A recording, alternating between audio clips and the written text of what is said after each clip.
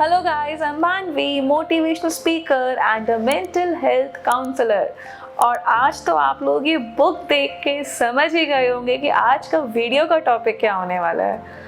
Guys, Gita में ऐसी बहुत सारी बातें हैं जिनको मैंने समझा और मुझे लगता है इन बातों ने मुझे मेंटली हाई रखने में बहुत हेल्प किया है। तो मुझे लगा क्यों ना आज ये बातें मैं आपसे भी शेयर करूं गाइस। सबसे पहली चीज़ गाइस, कृष्ण अर्जुन को समझा रहे हैं। अर्जुन पूछ रहे हैं कृष्ण से कि प्रभु आप कहाँ विराजमान होते हैं, और इस पर जो कृष्ण जी ने अपना आंसर दिया ना, वो मेरे दिल को छुआ गाइस। कृष्ण जी कहते हैं मैं हर प्राणी के अंदर रहता हूँ। कृष्ण जी तो कुछ भी कह सकते थे ना, वो बोल सकते थे मैं ऋषिकेश में रहता हूँ, बद्रीनाथ में रहता हूँ, केदारनाथ में रहता हूँ, गोपाल साक्षी में रहता हूँ, है ना, गुवाहाटी में रहता हूँ। लेकिन उन्होंने ऐसा बिल्कुल नहीं कहा। वो कहते मैं वृंदावन में रहता हूँ, मैं मथुरा में रहता हूँ। हर कहीं रहते हैं वो, लेकिन उन्होंने कहा मैं हर प्राणी के अंदर रहता हूँ। जानते हैं और क्या कहा? उन्होंने कहा कि जिस दिन प्राणी को अपने अंदर मैं दिख जाऊंगा, उस दिन वो प्राणी हर चुनौतियों से लड़ जाएगा, वो घबराएगा कभी भी नहीं। लेकिन हम क्या करते हैं दोस्तों, हम पेड़ों पे धागे बांधते हैं और बिलीव करते हैं कि कुछ अच्छा होगा। और जबकि कृष्ण जी कहते हैं कि हम उन्हीं का अंश हैं, उन्हीं की टपकाई हुई एक बूंद है हम, तो हमें डरने की क्या ज़रूरत है। इसलिए भरोसा खुद पे रखो, हौसले खुद के बुलंद रखो। भगवान हमारे अंदर हैं, कहीं ढूंढने की ज़रूरत नहीं है भगवान को, चीज़ें अपने आप अच्छी होती जाएंगी। दूसरा, उन्होंने अर्जुन की ही नहीं, उन्होंने कर्ण की समस्या का भी हल किया। अब देखा जाए तो कर्ण और कृष्ण दोनों की लाइफ में बहुत सारी इंसल्ट्स और स्ट्रगल थे। दोनों ने बहुत अपमान सहा और बहुत सारी चुनौतियां लड़ी। कर्ण ने कहा कि प्रभु मेरी क्या गलती है, पैदा होते ही मुझे मेरी माँ ने छोड़ दिया, द्रौपदी के स्वयंवर में मुझे अपमानित किया गया और द्रोणाचार्य ने मुझे शिक्षा नहीं दी, मेरी क्या गलती है प्रभु। जानते हैं कृष्ण ने क्या कहा? ये जवाब सुनकर भी मुझे बहुत हिम्मत मिलती है। कृष्ण ने कहा कि चुनौतियां मेरे जीवन में भी कहाँ कम हैं। मेरा तो जन्म ही कारावास में हुआ, 2 दिन का था कि जानलेवा हमला हो गया। मेरा खुद का सगा मामा मेरी जान का दुश्मन, मुझे मेरे माँ बाप से जुदा होना पड़ा। और जहाँ पर मैं गया वहाँ मैंने क्या कुछ नहीं किया। मैंने गाय चराने से लेकर गोबर तक उठाया। तो मेरे जीवन की चुनौतियाँ भी कहाँ कम हैं। अब बात तो बिल्कुल सही कह रहे थे कृष्ण जी। इन दोनों में डिफरेंस पता है क्या था? कृष्ण जी ने कभी अपने पास्ट को ध्यान नहीं दिया और कर्ण हमेशा अपने पास्ट को सोच सोच कर दुखी होते रहे। कृष्ण जी आगे की तरफ बढ़े और कर्ण अपने पास्ट में ही खोते रह गए। कृष्ण जी ने कभी ब्लेम नहीं किया अपनी पास्ट की वजह से, कभी आरोप नहीं लगाया अपने पास्ट पे, लेट गो करते गए।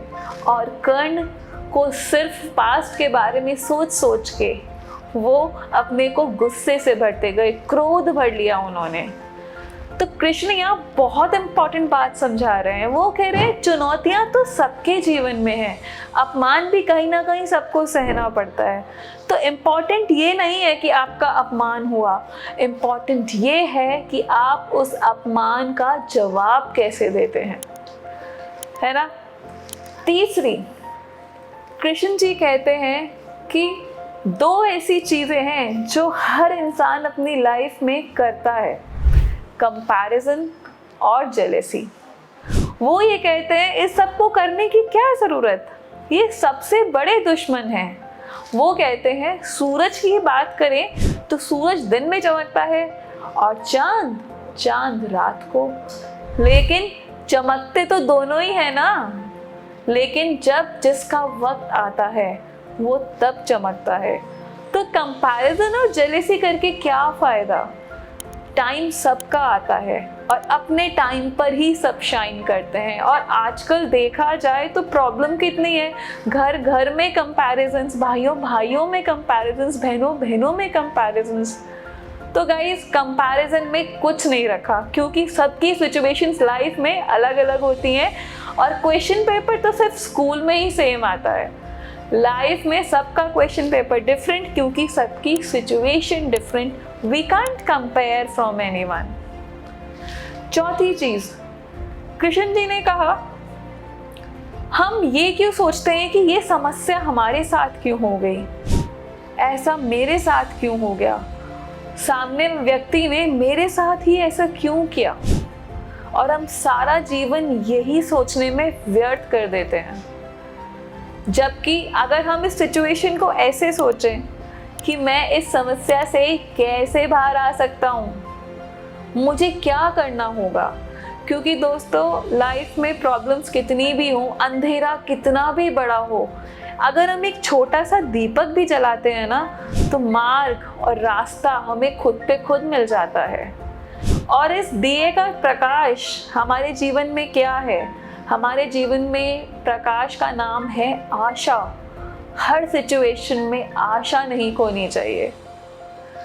पांचवी चीज वो कहते हैं कि अगर हमारा किसी से आर्ग्यूमेंट हो जाए तो हम क्या करते हैं, आर्ग्यूमेंट होने की वजह से परेशान होते हैं या फिर उल्टा पुल्टा हम दूसरे को ही सुनाते हैं, और जबकि जिसे जो कहना था वो कहकर जा चुका है।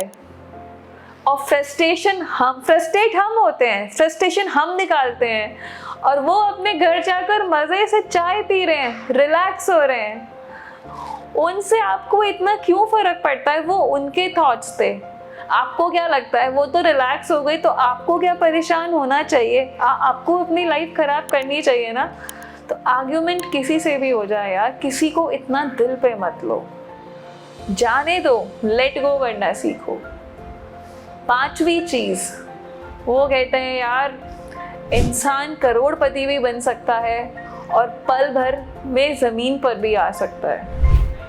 तो मैं अगर अच्छा वक्त देता हूँ तो बुरा वक्त भी आएगा, इस चीज को एक्सेप्ट कर लो। ऊंच नीच, डिफिकल्टीज, अप डाउन सबकी लाइफ में चलते हैं, जस्ट एक्सेप्ट इट।